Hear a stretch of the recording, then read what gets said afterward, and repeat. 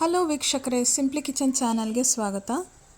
ಇವತ್ತು ನಾನು corn cheesy dosa ಹೇಗೆ ಮಾಡೋದು ಅಂತ ತೋರಿಸ್ತೀನಿ. ಇವಾಗ ಹಾಲಿಡೇಸ್ ಇದೆ, ಮಕ್ಕಳೆಲ್ಲ ಮನೇಲೇ ಇರ್ತಾರೆ. ಈಗ ಹೆಲ್ತಿಯಾಗಿ ಟೇಸ್ಟಿಯಾಗಿ ಮನೇಲೇ ಮಾಡಿಕೊಡೋದ್ರಿಂದ ತುಂಬ ಇಷ್ಟಪಟ್ಟು ತಿಂತಾರೆ. ತುಂಬ ಸಿಂಪಲ್ಲಾಗೂ ಇರುತ್ತೆ, ಟೇಸ್ಟಿಯಾಗೂ ಇರುತ್ತೆ. ನೀವು ಒಂದು ಸರಿ ಟ್ರೈ ಮಾಡಿ. ಸ್ಟವ್ ಆನ್ ಮಾಡಿಕೊಂಡು ಒಂದು ಪ್ಯಾನ್ ಇಟ್ಕೊಂಡಿದ್ದೀನಿ. ಪ್ಯಾನ್ ಬಿಸಿ ಮಾಡ್ಕೊಬೇಕು. ಫಸ್ಟು ಬಿಸಿ ಆದಮೇಲೆ ಫುಲ್ ಲೋ ಫ್ಲೇಮಲ್ಲಿ ಇಟ್ಕೊಬೇಕು.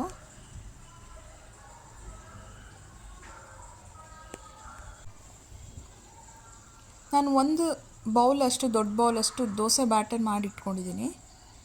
ಇವಾಗ 2 ದೊಡ್ಡ ಸ್ಪೂನಷ್ಟು ದೋಸೆ ಬ್ಯಾಟರ್ನ ಪ್ಯಾನ್ ಮೇಲೆ ಹಾಕಬೇಕು. ತವಾ ಮೇಲೆ ಹಾಕಿ ನೀಟಾಗಿ ಸ್ಪ್ರೆಡ್ ಮಾಡ್ಕೊಬೇಕು. ತುಂಬ ದಪ್ಪ ಇರಬಾರ್ದು, ತುಂಬ ತೆಳುವಾಗೂ ಇರಬಾರ್ದು, ಮೀಡಿಯಮ್ ಆಗಿರಬೇಕು.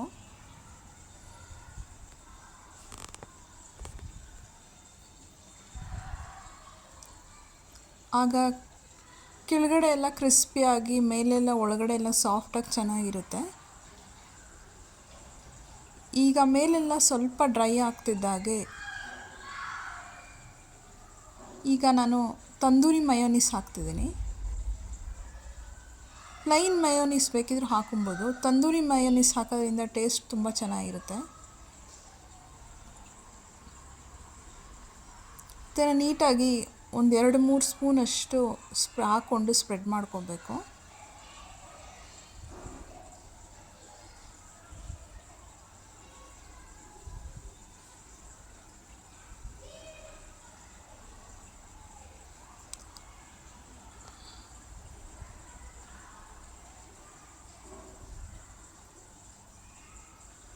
ಇವಾಗ ಇದಕ್ಕೆ ಹಾಕೋದಕ್ಕೆ ನಾನು ಹಸಿ ಕಾರ್ನ ಬಿಡಿಸ್ಕೊಂಡು ಇಟ್ಕೊಂಡಿದ್ದೀನಿ, ಸ್ವೀಟ್ ಕಾರ್ನು.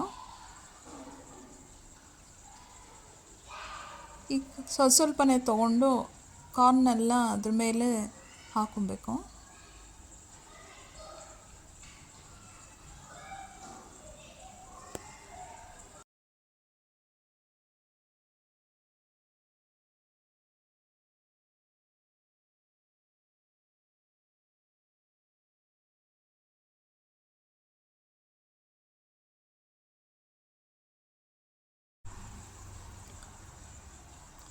ನಮಗೆ ಎಷ್ಟು ಬೇಕು ಅಷ್ಟು ಕಾರ್ನ್ ಹಾಕ್ಕೊಂಡೋದ್ಮೇಲೆ ಇವಾಗ ನಾನು ಸ್ಮಾಲ್ ಚೀಸ್ ಪೀಸಸ್ ಹಾಕ್ಕೊತಿದ್ದೀನಿ. ನೀವು ಬೇಕಾದ್ರೆ ತುರಿಯೋದ್ರಿಂದ ಗ್ರೇಟ್ ಮಾಡಿಕೊಂಡು ಹಾಕೊಬೋದು.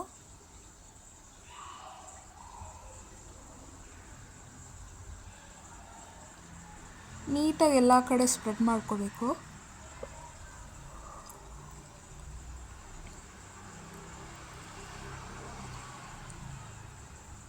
ಮೇಲೆಲ್ಲ ಒಂದು ಲೇಯರಷ್ಟು ಹಾಕ್ಕೊಂಡು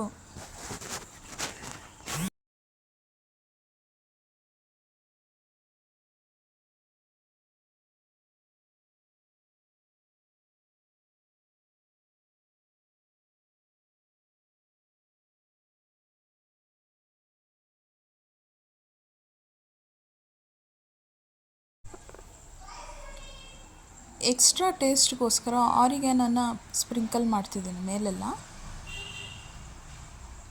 ನಿಮ್ಗೆ ಎಷ್ಟು ಬೇಕೋ ಅಷ್ಟು ಮಾಡ್ಕೊಬೋದು, ನಾನು ಸ್ವಲ್ಪ ಮಾಡಿದ್ದೀನಿ.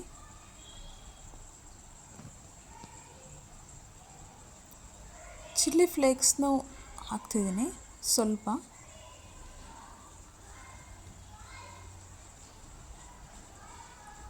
ತಂದೂರಿ ಮಯೋನೀಸಲ್ಲೇ ಸಾಲ್ಟ್ ಇರೋದ್ರಿಂದ ಸಾಲ್ಟ್ ನೋಡಿಕೊಂಡು ಮೇಲೆ ಸ್ಪ್ರಿಂಕಲ್ ಮಾಡಿದ್ರೆ ಸಾಕಾಗುತ್ತೆ. ನಾನು ಸಣ್ಣದಾಗಿ ಕಟ್ ಮಾಡಿರೋಂಥ ಕ್ಯಾಪ್ಸಿಕಮ್ಮು ಹಾಕ್ತಿದ್ದೀನಿ.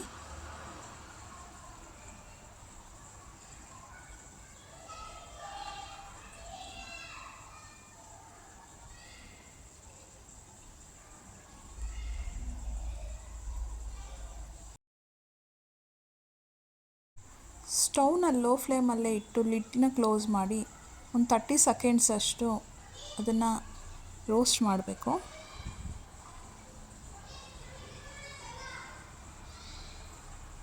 ಈಗ ಸ್ವಲ್ಪ ಸಾಲ್ಟನ್ನ ನಾನು ಸ್ಪ್ರಿಂಕಲ್ ಮಾಡ್ತಿದ್ದೀನಿ, ಒಂದು ಪಿಂಚ್ ಅಷ್ಟು ಸಾಕು.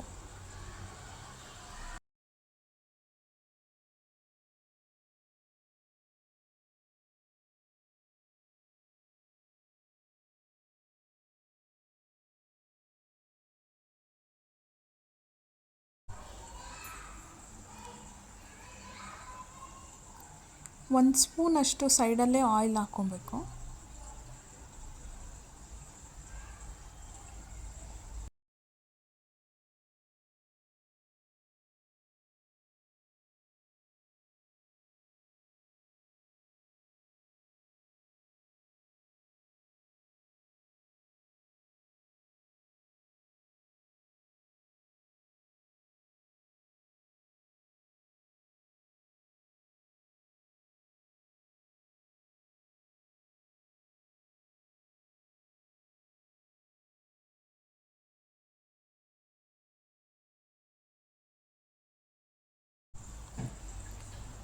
ಒಂದು ಸ್ಪೂನಷ್ಟು ಬಟರ್ ತೊಗೊಂಡು ನಾನು ಚಿಕ್ಕ ಚಿಕ್ಕದಾಗಿ ಪೀಸ್ ಮಾಡಿದ್ದೆ, ಅದನ್ನು ಇದ್ರ ಮೇಲ್ಗಡೆ ಸ್ಪ್ರೆಡ್ ಮಾಡ್ತಿದ್ದೀನಿ.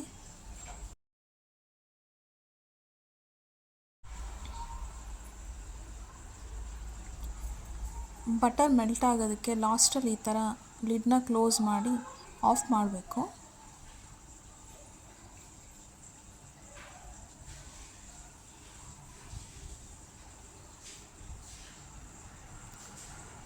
ಈಗ ಕಾರ್ನ್ ಚೀಸಿ ದೋಸೆ ರೆಡಿಯಾಗಿದೆ.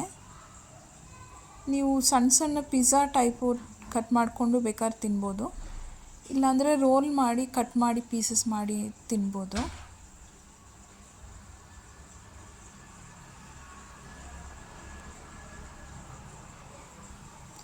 ಈಗ ರೆಡಿಯಾಗಿದೆ.